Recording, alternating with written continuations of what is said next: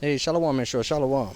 First and foremost, I want to give all honors and praises to Yahweh, Bahashem, Yahweh Shai, Bahashem, Rekah, Quadash. I want to give double honors to the elders and apostles of Great Millstone for bringing out the 100% truth and keeping it real. Salutations to the 144 hopeful elect of Israel who's pushing this word in all truth and sincerity. And the one-third of Israel who believe in the word and follow the land wherever it goes. Shalom, brothers and sisters. Shalom, y'all. When I heard this morning that this was the celebration of Purim, one of our high holy days, and then I read one of the posts from the brothers, just the account of what Purim, really means and what it signifies, how we got the victory over our enemies. I wanted to share it with the brothers and the sisters out there, because we are coming back, understanding our true heritage, understanding that we are the Israelites in these last days. This is our heritage. This is who we are. Not no 4th of July, not no eating crab, shrimp, pork, and lobster, and not celebrating all these pagan-ass holidays. And as the scripture proclaims, at least you be reborn, you cannot enter into the kingdom of heaven. So we're being reborn and then coming back to our true heritage, who we really are, bro. And we're just simply rehearsing the righteous acts, just trying to do our very best to learn about our forefathers and about our history, and to think about these things, meditate upon them, and try to get an understanding of who we are and what what we came from, our lineage, and what we went through, bro. And even in this very day, we're yet this day in our captivity and subject to payments, but we will get the victory ultimately. Even to do this epistle right here, this video right here, for me to be standing right here doing it right now, it took a lot to get out of the house, to get the camera set up. I went to microphones. The damn other camera acting funny and shit. The microphone acting funny on that one. The battery on this microphone in the bag, it just exploded. Thank the Lord, Yahweh Shemashah, that I have battery backups and stuff. So everything's a fight. We're in the spiritual warfare, and just to read the account of our forefathers, I wanted to share it with the brothers and sisters. So because this is what we're involved in. This is who we are. We're the Israelites, bro. We're the Israelites. I want to play this right here from the Elder Apostle Ramlov. Let me see. Right here.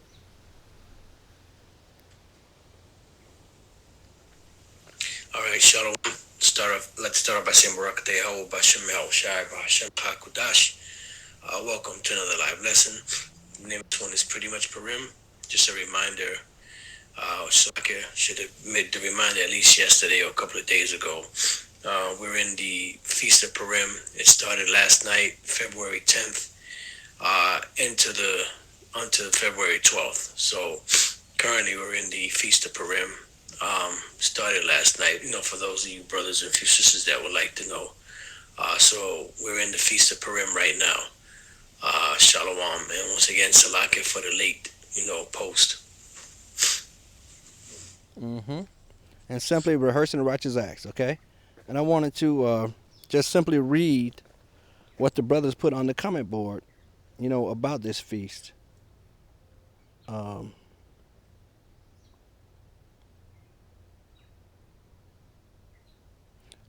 Feast of Purim. So right here, shit, I didn't bring my glasses, bro. Lord have mercy. So we're going to struggle through this thing. Let me see if I can zoom in on it. We might be able to. Oh, good. The water, how about Shemashah? Lucky. It says, now, if y'all want to read this, I think this is in the book of Esther. And as you can see, the brother just put it on the comment board. I don't see you. Let me see something. Yeah, it is. Esther chapter 9, verse 24. It says, now in the 12th month, that is the month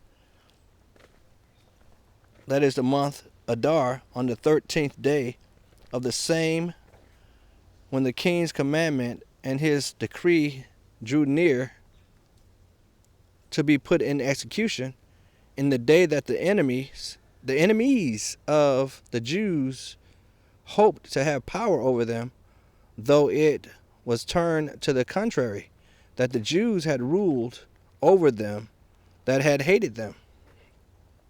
It says the Jews gathered themselves together in their cities throughout all the provinces of the king Ahasuerus, Asharias to lay hand on such as sought their to lay hands on such that sought their hurt, and no man could withstand them.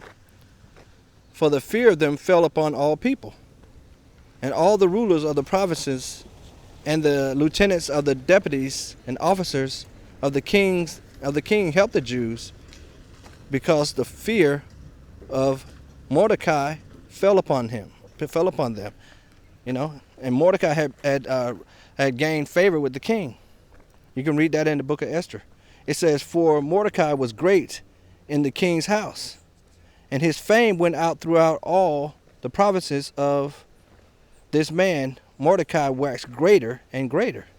It says, "Thus the Jews smote all their enemies with the stroke of the sword, and slaughtered and destruction, and did what they would unto those that hated them." Right? Just like how Shemashah said, "All that devour thee shall be devoured, and all your adversaries, every one of them, shall go into captivity." That's what's going to happen to us in the kingdom of heaven very shortly, bro. That's why we're holding on to the best of our abilities to Yahweh Shemashah. Let no man take thy crown. And Lord willing, we'll be able to do a live stream in in a little bit. I just wanted to take a pause and bring this, just read this account out first. Before we did, before we did our reasonable service, by "If you love me, feed my sheep," right? It says, "Thus the Jews smote all their enemies with the stroke of the sword, and slaughtered and destruction, and did what they would unto those that hated them." Seeing now, in these last days, Yahweh Shemashah, the scripture speaks about how the Lord is going to teach our hands to war, because we've been beat down, we've been spoiled in this captivity, we've been made to be docile and stuff. Now you do got those brute beast jakes out here that's killing each other with no problem. Bow bow bow, just lay it down, nigga. Bam. Ain't nothing to it. Stabbing up a nigga. But for us that fear the Lord, that have gone through some stuff, we're not like we the laws and inward parts, and the scripture speaks about "thou shalt not murder" and things like that. So we have to get the Lord's going to put the spirit on us to come back to this understanding here. And the reason why I'm saying this is because the other day, again, on this beautiful, wonderful comment board that the brothers got out here, they posted a video from I think it's from Africa. I have to go check and see where it was from. But they got some shit going on over there, man. 3,000 people were killed over there, right? And you could see them. There's a video of a guy walking through this path, right? Kind of like this, but it's more bushier, and nothing but dead Africans are all up and down the path, man. They got their hands tied behind their back. Some of them got their hands tied behind their back. They all tied up, and it looks like he didn't zoom in on anybody, but I think a few of them that I saw, it looked like they had the damn head cut off. But we, in these last days, we're being groomed, we're being cultivated, we're being washed and cleaned and baptized, we're being worked on by Yahweh Shemashah. We're being made, tough, gird up thy loins like a man. We've been made to be callous, to love not their lives unto the death, and get ready for the kingdom to come. The scripture speaks about how 1,000 shall fall at thy side, 10,000 at thy right hand, but it shall not come nigh thee. So we're getting groomed and ready and prepped up for this time of great judgment. The scripture speaks about how the slain of the Lord shall be many.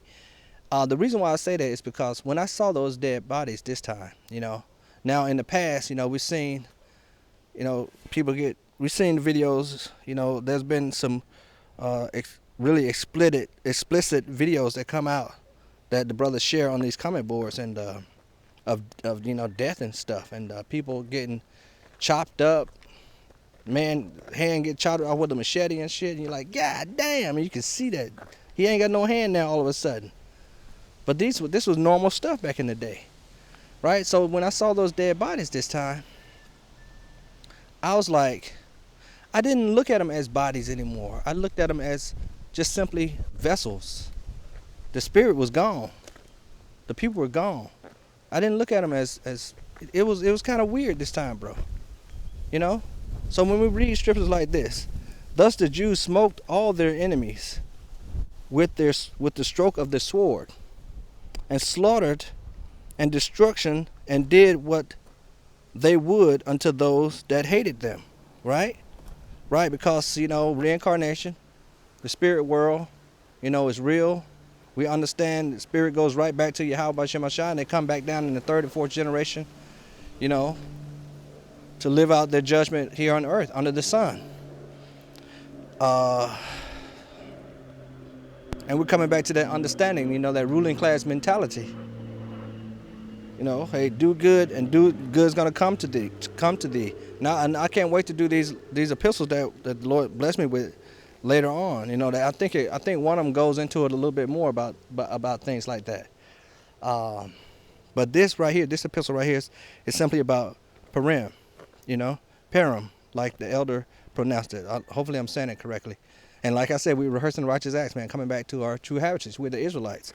Anyway, it says, and in Shushan, the palace, the Jews slew and destroyed 500 men, and Parshandatha and Dalpha and Esatha and Paratha and Adalah and Aradatha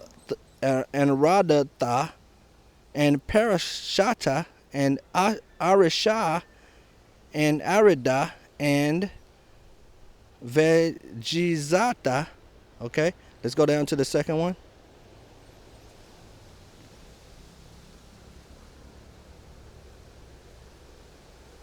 Esther 9:24, verse 24. It says, because, I think it jumps back down. This is verse 24. Oh, it jumps to verse 24. So Esther 9, verse 24, it says, because Haman, the son of, let me make it bigger. Because Haman, the son of Hammeatha, the Agagite, the enemy of all the Jews, had devised against the Jews to destroy them, and had cast that is the lot, to consume them and to destroy them. Okay, and this is the build up to what we just read earlier, that instead of the Jews being destroyed, as like the brothers always talking about, Malone, vocab is like Haman right here, that went to the king and tried to get him to make a law that he would be able to persecute and cut off the Jews, but instead it backfired, and he and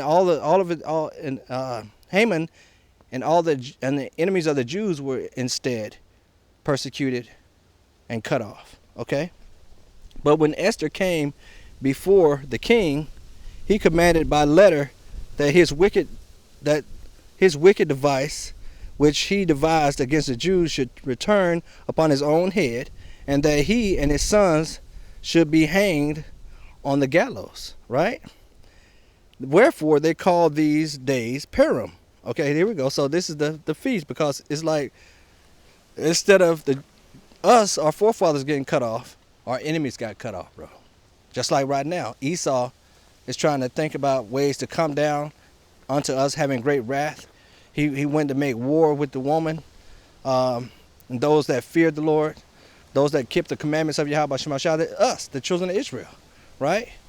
But the scripture speaks about how it's going to come back on his own head in these last days. He's the one that's going to get kicked out of heaven. He's the one that's going to go. It's time for his judgment, It says, wherefore they call these days Purim, after the name Pur.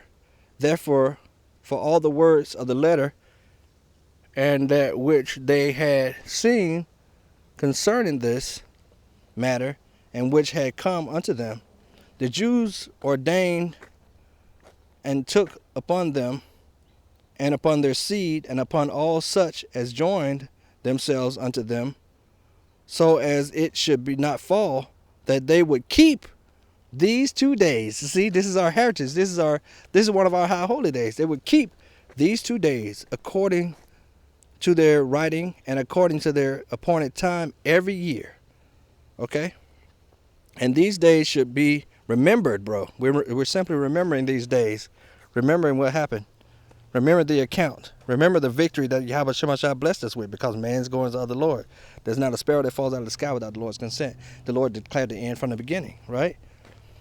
They should remember these days. They should remember Salaki, and that these days should be remembered and keep throughout every generation, every family, every province, and every city, and that these days of Purim should not fail from among the Jews, nor the memorial of them perish from their seed.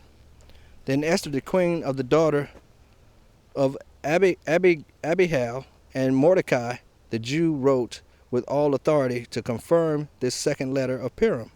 And he sent the letters unto all the Jews, to 127 provinces, and king of Asherus, with words of peace and truth. Okay, and we're going to go back. Let me see. Go back. Okay, and it simply got per. And he's got the blue letter. Looks like he's got the blue letter right here. A special feast among the post-Exilic Jews to celebrate their deliverance from Haman's. Okay, let's see what else he's got. Then he goes straight to, I think this is a definition. What is this? Maybe the Strong's definition, and it's got the definition of pure. It says a Jewish Salaki, bro. See, because they be trying to change the motherfucking words. There's no word in the Bible that says ish. These people are imposters, and they're trying to steal our heritage, and our customs, and say that they're us. But we are the Lord's chosen people. The scripture tells us that we're going to discontinue from our heritage. That's why we're going to come back and remember ourselves in these last days, and that's what we're doing right now. That's why I wanted to make this epistle in the first place. This little reading just simply about our history, bro.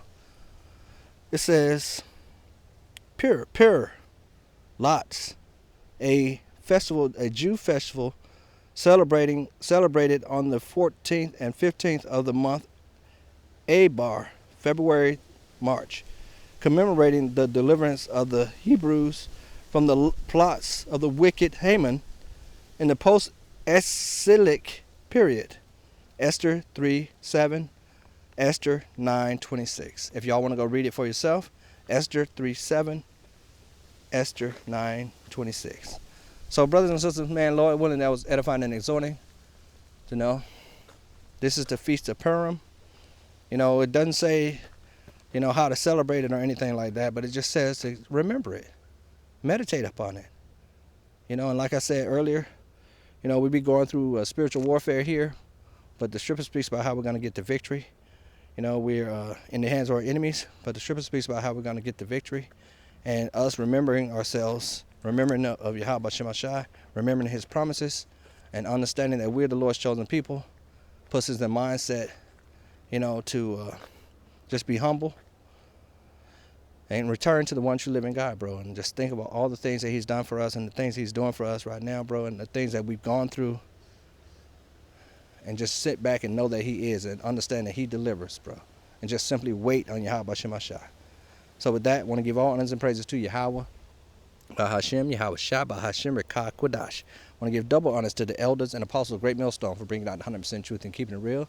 Salutations to the 144 hopeful elect of Israel pushing this word in all truth and sincerity. And the 1/3 of Israel who believe in the word and follow the Lamb wherever it goes. Shalom, brothers and sisters. Shalom, y'all.